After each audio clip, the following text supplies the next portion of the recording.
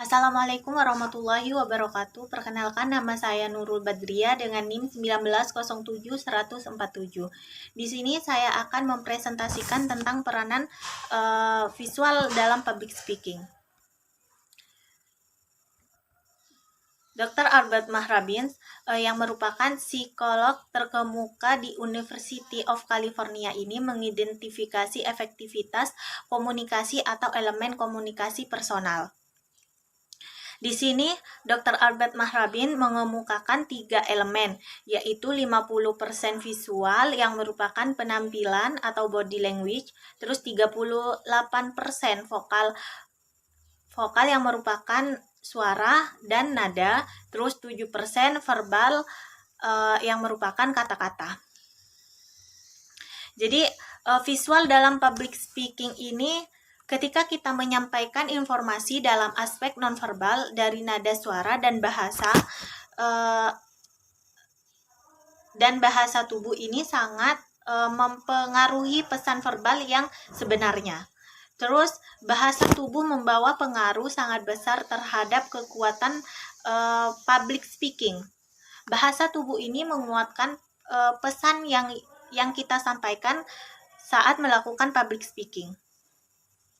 Public speaking terasa hambar tanpa bahasa tubuh, karena bahasa tubuh itu proses pertukaran pikiran dan gagasan di mana pesan yang disampaikan dapat berupa isyarat, terus ekspresi wajah kita, pandangan mata, sentuhan, artefak, suara, serta postur dan gerakan tubuh. Nah, ketika kita melakukan public speaking, yang perlu diperhatikan itu kontak mata, terus sikap tubuh, terus gestur atau bahasa tubuh, terus body movement, terus penampilan pribadi. Nah, kita bahas kontak mata terlebih dahulu. Kontak mata dapat digunakan untuk membangun kredibilitas dan menarik perhatian audiens. Terus kedua itu, kontak mata membantu audiens mengingat konten atau pesan yang disampaikan selama proses public speaking. Ketiga, kontak mata akan membuat perhatian audiens terfokus pada pembicara. Nah, keempat, kiat agar kontak mata efektif.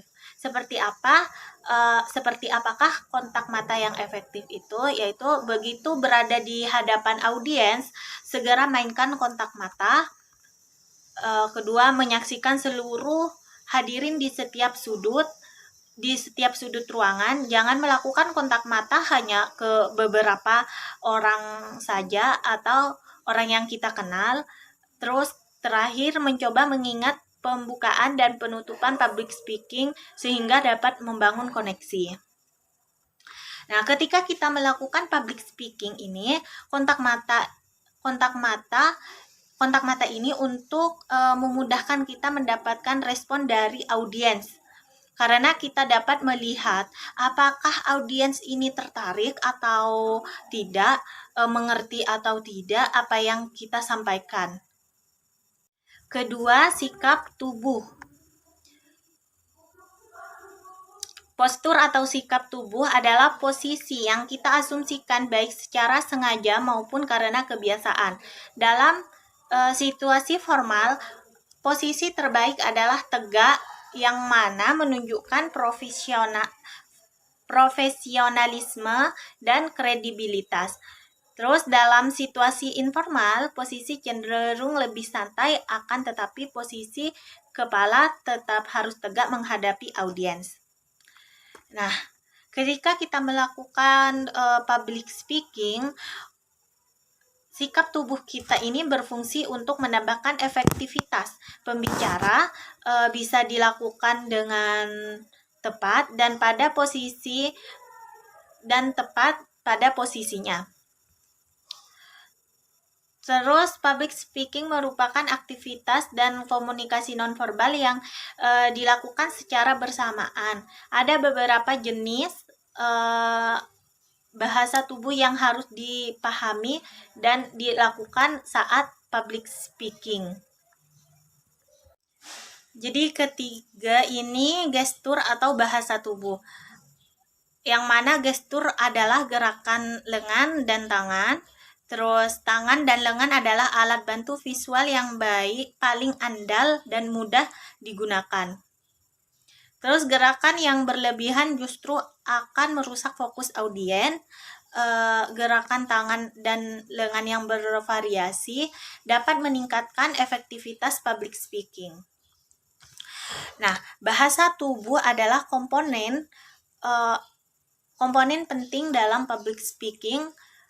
Dalam membangun audiens, bahasa tubuh akan membantu menegaskan pesan, mengekspresikan emosi, dan membangun kredibilitas. Terus keempat, body movement. Body movement ini untuk acara formal. Tentu saja hal ini akan sangat jarang dilakukan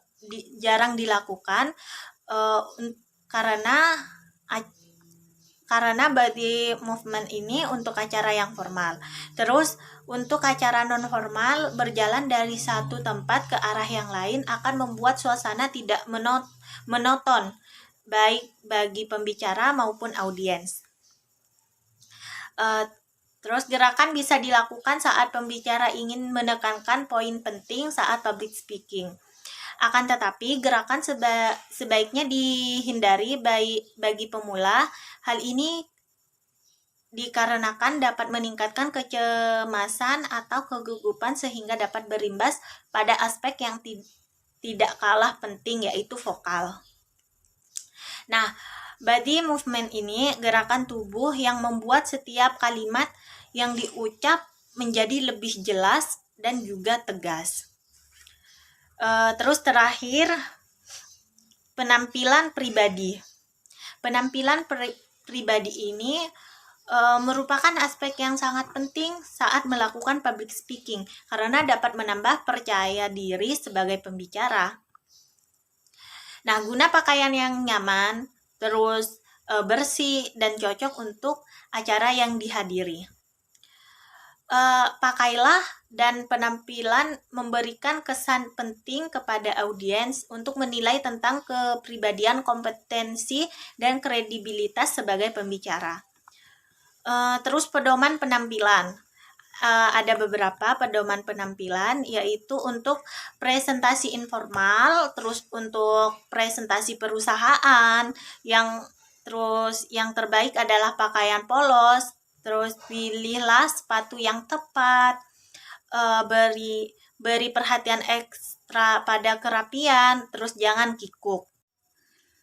Terus yang perlu kita perhatikan dalam berpenampilan pribadi yaitu cara berpakaian kita saat ingin melakukan public speaking. Kita itu harus diidentik dengan rapi, bersih, dan sesuai suasana. Mungkin itu saja presentasi dari saya mengenai peranan visual dalam public speaking.